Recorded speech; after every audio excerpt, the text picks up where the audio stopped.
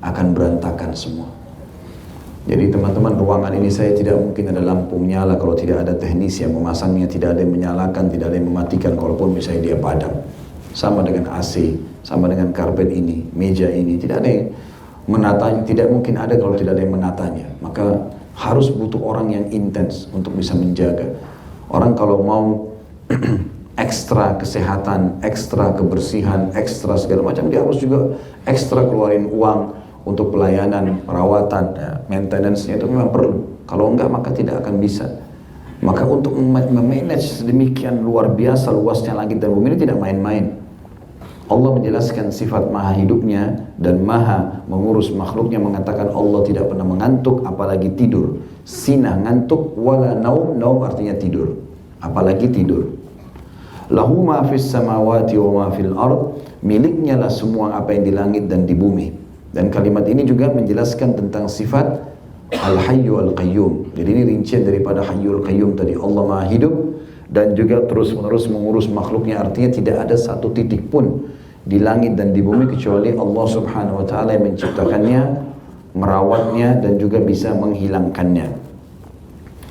Man dzalladzi yashfa'u indahu illa bi'idni, tidak akan pernah ada yang bisa memberikan pertolongan atau syafaat kecuali dengan izinnya.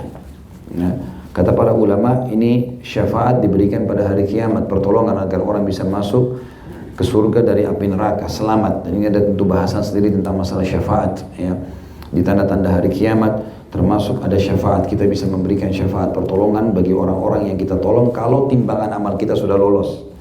Kita boleh memberikan syafaat orang-orang tergantung daripada kadar amal yang kita miliki. Jadi kalau misalnya timbangan amal kita 10.000, amal soleh, dosa kita 9.000, ada selisih 1.000. Kita bisa menggunakan 1.000 itu untuk bantu orang lain. Bukan diberi, tapi dengan rahmat Allah, Allah mengizinkan kita memberikan syafaat dengan itu. Ada orang cuma bisa memberikan syafaat 1 orang, ada yang 3 orang, ada yang 10 orang. Ada orang saking banyaknya amal solehnya dan tidak ada dosanya, dia beristighfar kepada Allah, bertobat selama di dunia, dan amal solehnya terus berjalan, sampai dia bisa memberikan syafaat seperti suku Mudar. Mudar itu di atas 100.000 orang. Jadi ada pertolongan-pertolongan yang diberikan nanti pada hari kiamat. Tapi itu juga semua dengan izin Allah. Ya'lamu ma baina aydihim wa ma khalfahum. Allah sangat mengetahui apapun yang ada di hadapan mereka dan di belakang mereka. Ya, yang dimaksud di hadapan mereka adalah apa yang mereka akan hadapi di depan mereka langsung dan apa yang tidak mereka ketahui dari belakang mereka. Sebagian ulama menafsirkan juga yang dimaksud dengan di depan adalah masa depan dan yang di belakang adalah masa lalu.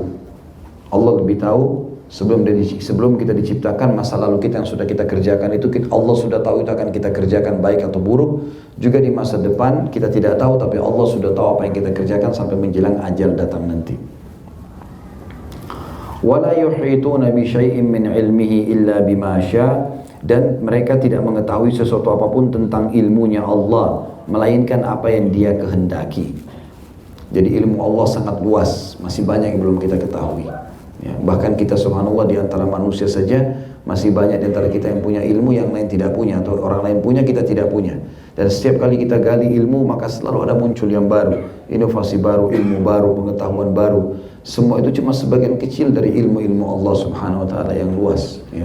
Semua itu sebagian kecil dari ilmu-ilmu Allah yang luas. Makanya Nabi Musa alaihissalam pernah berkata ya Allah, kepada pengikutnya, aku adalah hamba Allah yang paling pintar di muka bumi.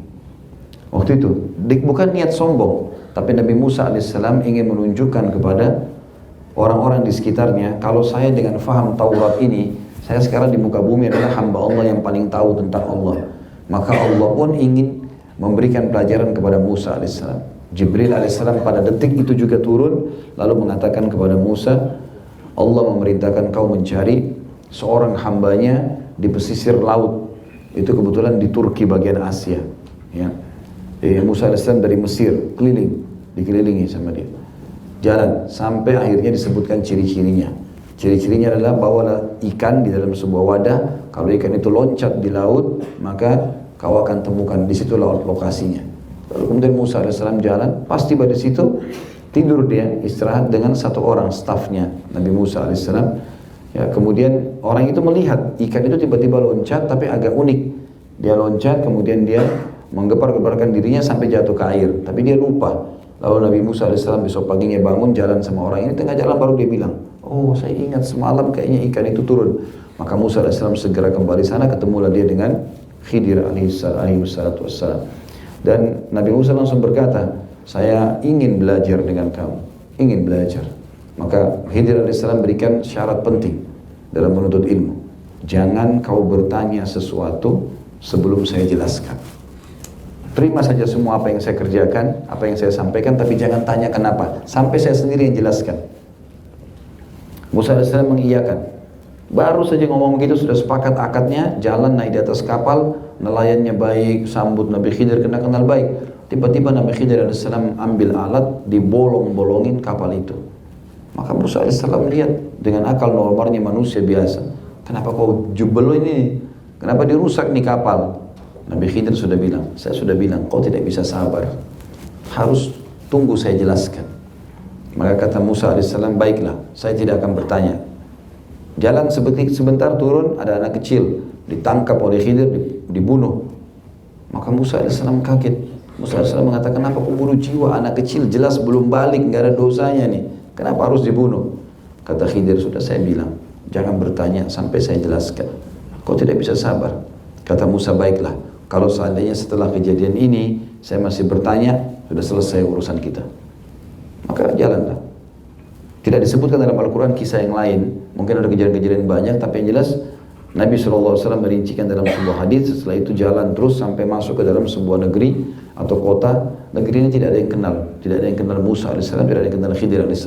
Rupanya ada satu tembok mau rubuh, rumah anak yatim, 2 orang anak yatim.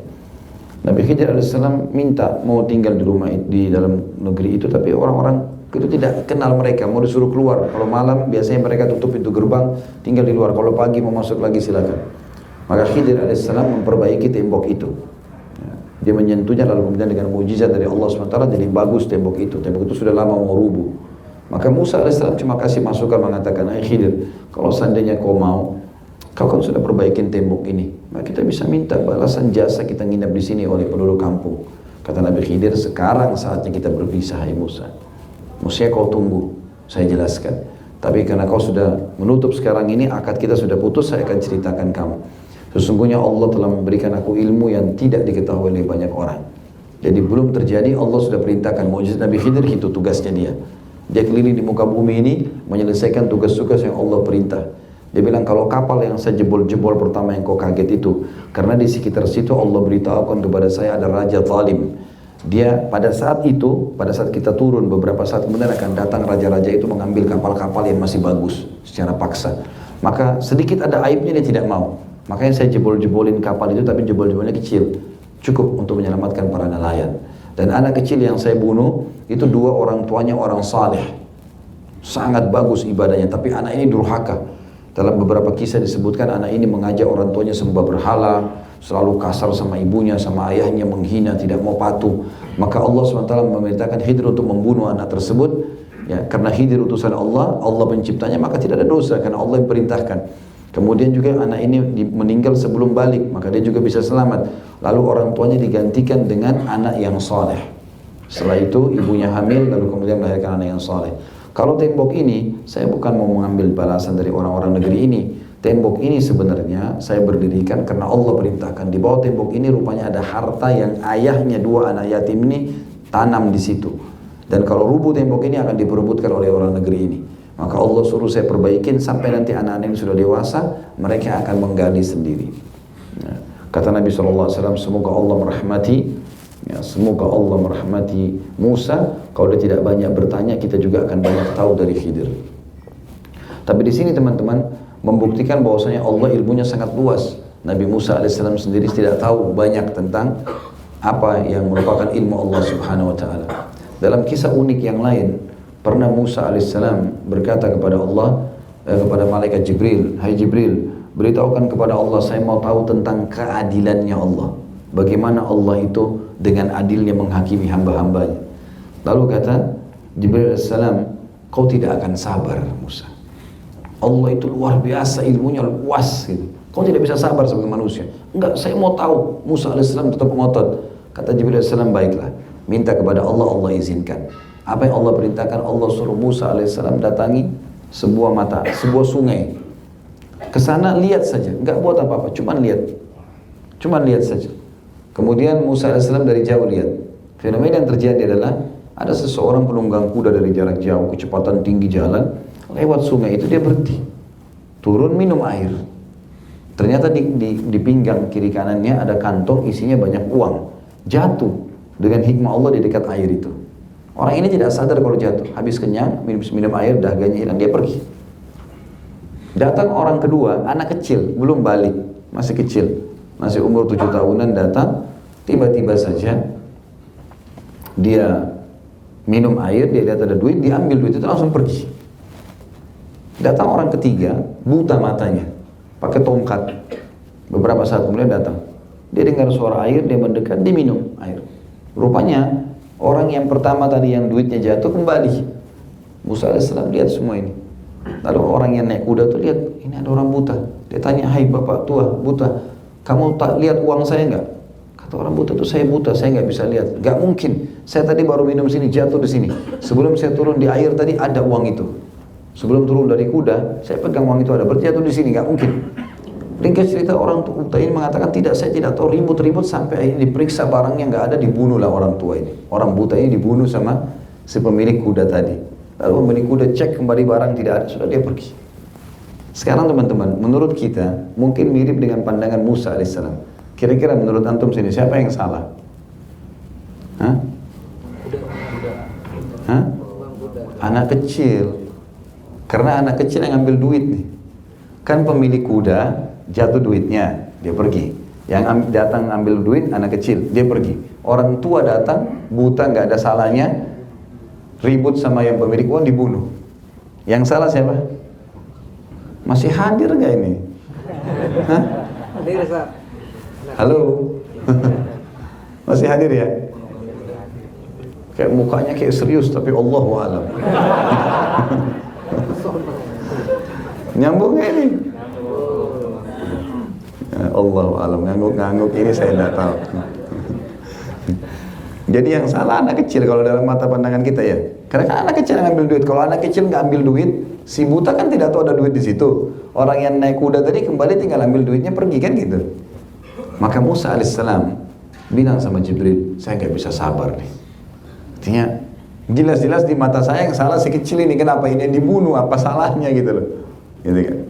Ternyata subhanallah jawabannya, kata Jibril alaihissalam, Allah sudah bilang kau tidak akan sabar. Tapi cerita sebenarnya begini, hai Musa. Jadi teman-teman subhanallah yang punya masalah di muka bumi ini, selama antum benar nggak usah khawatir. Allah subhanahu wa ta'ala itu zat yang maha adil, maha bijaksana, maha mengetahui, nggak ada yang luput. Dalam Al-Quran dikatakan la yakhfa alaihi syai'un fil ardi wala fis sama. Allah itu tidak tersembunyi baginya di langit dan di bumi, tidak ada sesuatu. Allah tahu semua. Perhatikan kisahnya unik sekali. Maka kata Jibril SAW, kisahnya sebenarnya begini. Ini anak kecil yang ambil duit ini punya ayah, dulu bekerja sama penunggang kuda itu. Dan waktu dia kerja, pernah dipecat kerja, gajinya nggak dikasih. Tahu nggak Musa? Jumlah gajinya sejumlah uang yang diambil itu. Jadi anak ini pernah punya ayah, ayahnya kerja sama si pemilik uang, rupanya sejumlah kantong itu. Dengan hikmah Allah, orang itu membawa uang seperti itu jatuh di situ. Dia tidak pernah tahu kalau di situ tinggal anak orang yang pernah dia zalimi. Ngerti nggak? Maka Allah datangkan anak kecil ini mengambil haknya ayahnya tanpa dia sadari. Jumlahnya sama. Kata Musa AS, baiklah saya sudah paham. Tapi bagaimana dengan orang buta yang dibunuh? Kata Jibril AS, ayahnya anak ini setelah berhenti kerja dengan pemilik kuda, dia kemudian cari kerja, bekerja sama si buta. Dan buta ini dulu tidak buta matanya. Akhirnya dia cekcok sama ayahnya anak ini, dibunuh sama dia. Jadi si buta ini pembunuh ayahnya anak ini. Lihat bagaimana Allah subhanahu wa ta'ala mendatangkan sebuah kejadian, selesai aman semuanya. Pemilik uang tadi, uangnya kembali kepada pemiliknya, ya, dengan caranya Allah. Lalu pembunuh ayahnya dibunuh oleh orang zalim juga, selesai. Jadi tidak ada sesuatu yang luput. Allah itu ilmunya maha luas. Kita sedang bermuamalah dengan Allah yang hayyul qayyum, maha hidup, ya, maha mengurus makhluknya, tahu semua. Tapi kan saya dizalimi Ustaz. Ya, bukan cuma antum, semua kita pernah dizalimi. Ada orang sini yang tidak pernah dizalimi? Mana? Coba angkat tangan. Saya mau kasih mic biar cerita. Selama hidupnya nggak pernah ada kezaliman. Ada orang di sini tidak pernah digibah, nggak pernah digunjing. Hah? Ada nggak? Mungkin khusus PHI ini ada. Atau mungkin ada di antara antum yang tidak pernah ditipu seumur hidup. Hah? Tidak pernah dibohongi, nggak pernah dipukul seumur hidup. Berarti bukan kita sendiri, semua orang lalui. Semua orang lalui itu. Cobaan itu ada, gitu kan? Tapi Allah Subhanahu wa taala Maha Adil. Yang penting kita bukan kita yang salah, maka akan aman. Allah punya cara. Allah Subhanahu wa taala punya cara mengembalikan. Itu luar biasa kalau Allah yang mengatur semuanya. Makanya dikatakan wala yuhituna bi syai'in min ilmihi illa bima syaa. Tidak ada sesuatu ya, atau mereka tidak bisa mengetahui sesuatu tentang ilmunya melainkan apa yang dia kehendaki. Wasi'a kursiyyuhus samawati wal ard. Kursinya meluasi dan menutupi seluruh langit dan bumi. Apa maknanya kursi, teman-teman? Kursi dalam bahasa Arab bukan kayak kita bahasa Indonesia. Kursi ini tempat duduk begini nih, kita Indonesia kursi. Kalau dalam bahasa Arab itu pijakan kaki raja di singgasana. Jadi kalau singgasana, kalau sebelum naik ke singgasana ada pijakan kakinya, nah itu nama bahasa Arabnya kursi. Allah menjelaskan tentang kursinya, pijakan kakinya Allah di singgasana. Allah bilang wasi'a, telah meluasi. Kursiyuhu, pijakan kakinya as-samawati wal ard, seluruh langit dan bumi ini. Ya. Wala ya'uduhu hifdhuhuma, dan Allah tidak pernah merasa berat memelihara keduanya, langit dan bumi. Ya, subhanallah, kita kalau lihat kita sebagai manusia, teman-teman, rumah kita seminggu aja nggak dibersihin, udah kotor. Nggak usah jauh-jauh rumah, badan kita sehari nggak mandi, udah gerah. Kalau 3 hari kita nggak sikat gigi, wah luar biasa. Semua orang bisa mati tiba-tiba di sini. 2 hari kita nggak pakai roll on, sudah bau ketiaknya. Luar biasa. Dari semua tubuh kita keluar kotoran, matanya keluar kotoran, hidung keluar kotoran, ini keluar kotoran. Kalau kotoran semua, terus manusia mau sombong apa ini? Ya. Allah mengatakan kami ciptakan manusia dalam surah Insan dari sperma yang tidak ada nilainya, baunya busuk. Kalau tidak membuai sel telur dibuang. Itu kita dari Allah mengatakan dari cairan yang hina. Allah bilang fa idza huwa khasimun mubin. Tiba-tiba pada saat dia sudah mulai dewasa, Allah berikan sedikit kegagahan, sedikit kecantikan, sedikit kepintaran, khasimun mubin, pembangkang yang nyata. Enggak ada Tuhan. Ini semua terjadi begitu saja. Oh, luar biasa. Terus kamu dari mana asalnya? Dia lahir buka mata semua sudah ada. Ini ibumu, ini ayahmu, disuapin, dicobokin, di segala macam sistem raksasa. Yang luar biasa, ada pergantian siang malam, ada musim, ada makanan, ada minuman, ada hewan-hewan. Terus di bangkang ada pencipta, bagaimana modelnya? Ya. Allah bilang begitu. Wa huwal aliyyul azim. Ya. Allah tidak pernah berat mengurus itu semua, dan Allah maha tinggi lagi maha besar. Kata para ulama, pada saat ayat kursi diturunkan pertama kali, maka ada ribuan syaitan yang terbakar. Ya. Karena ini memang ayat yang sangat luar biasa. Sampai kata Nabi SAW, siapa yang membaca ayat kursi, ya, pada saat dia akan tidur, maka akan dilindungi oleh Allah dari syaitan sampai pagi, sampai dia bangun. Juga dalam habis sholat, pernah kita bahas, zikir habis sholat, kalau baca ayat kursi, tidak ada yang menghalangi antara seseorang dengan surga kecuali kematian. Siapa yang rutin membaca ayat kursi, kita dari habis sholat, baca ayat kursi. Tadi ayat kursi ini cuma 1 ayat, Al-Baqarah 255. Siapa yang baca itu habis sholat, tidak ada yang menghalangi antara dia dan surga kecuali kematian. Tapi syaratnya baca ayat kursi setiap sholat 5 waktu. Berarti sholat 5 waktu dengan ayat kursi digabungin, maka akan masuk surga gitu. Kata penulis, faedahnya barang siapa membaca ayat ini ketika pagi hari, maka ia dijaga dari gangguan jin hingga sore. Dan barang siapa yang mengucapkan di sore hari, maka ia dijaga dari gangguan jin hingga pagi hari. Hadis ini hadis sahih riwayat An-Nasa'i. Ya, jadi maksudnya ini akan menjaga kita dari segala macam masalah. Juga dalam hadis yang lain banyak sekali ayat kursi ya, yang kisah Abu Hurairah radhiyallahu anhu. Beliau sempat disuruh oleh Nabi SAW menjaga Baitul Mal. Kemudian malam hari ada orang mencuri di Baitul Mal. Maka Abu Hurairah tangkap dia, gitu kan. Kemudian dia mengatakan, maafkan saya punya anak banyak, begini dan begitu. Abu Hurairah iba, dilepas. Pas mau sholat subuh, Nabi SAW tanya Abu Hurairah, hai Abu Hurairah, kamu bagaimana dengan tamumu semalam? Bagaimana dengan tamumu semalam? Maka kata Abu Hurairah, ya Rasulullah, dia mengaku punya anak banyak dan dia orang susah, maka saya lepaskan. Kata Nabi SAW, dia bohong, dia akan kembali besok malam. Abu Hurairah kebetulan berjaga 3 hari waktu itu. Hari kedua datang lagi orang yang sama, Abu Hurairah tangkap lagi. Dia nangis-nangis lagi, dia mohon maaf, dia janji tidak akan kembali lagi, tidak akan mencuri. Karena dia banyak memohon-mohon, Abu Hurairah lepaskan. Subuh ketemu lagi dengan Nabi SAW, Nabi tanya, bagaimana tamumu tadi malam? Abu Hurairah bilang, ya Rasulullah, dia datang lagi, tapi dia mengaku orang miskin, mengeluh, janji tidak akan ulangi. Kata Nabi SAW, dia dusta, dia akan kembali malam ketiga. Maka kembali lagi malam ketiga, Abu Hurairah tangkap. Abu Hurairah mengatakan, saya tidak akan lepas kau sampai saya bawa kau ke Nabi SAW.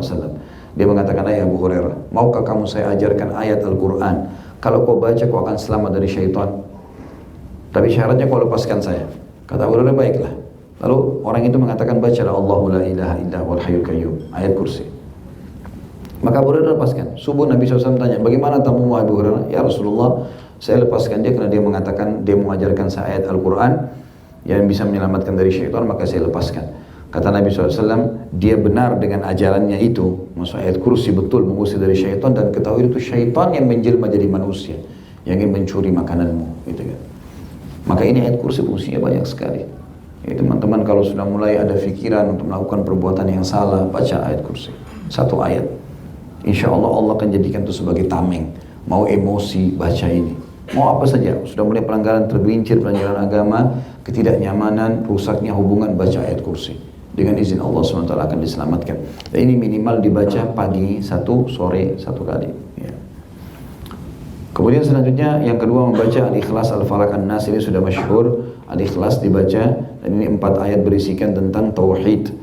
Kita dianjurkan menutup hidup kita di malam hari dengan kalimat tauhid. Akhir rakaat witir baca Al-Ikhlas, tutup hidup kita dengan tauhid. Kemudian kita juga bangun juga membuka dengan kalimat tauhid. Rakaat kedua di sunnatul fajr membaca Al-Ikhlas. Ya. Kata ulama 4 ayat ini adalah 4 ayat yang kalaupun turun sudah cukup sebenarnya. Qul huwallahu ahad, ikrarkan Allah itu esa, tidak ada Tuhan selain Dia, tidak ada pencipta, tidak ada tempat bergantung kecuali Allah SWT. Allahus samad, Allah yang bergantung segala sesuatu padanya. Lam yalid wa lam yulad, tidak beranak, wa lam yakul lahu kufuwan ahad, dan dia tidak butuh pada siapapun. Ya.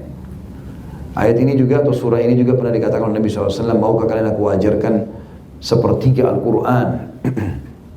Maka Nabi SAW masuk ke dalam rumahnya, sahabat penasaran, apa ini sepertiga Al-Quran? 10 juz Al-Quran, bisa dibaca dengan 1 surah. Maka sahabat pada ngomong satu sama lain tapi belum tahu apa. Gak lama kemudian Nabi SAW kembali lalu mengatakan, Qul huwallahu ahad adalah sepertiga Al-Quran.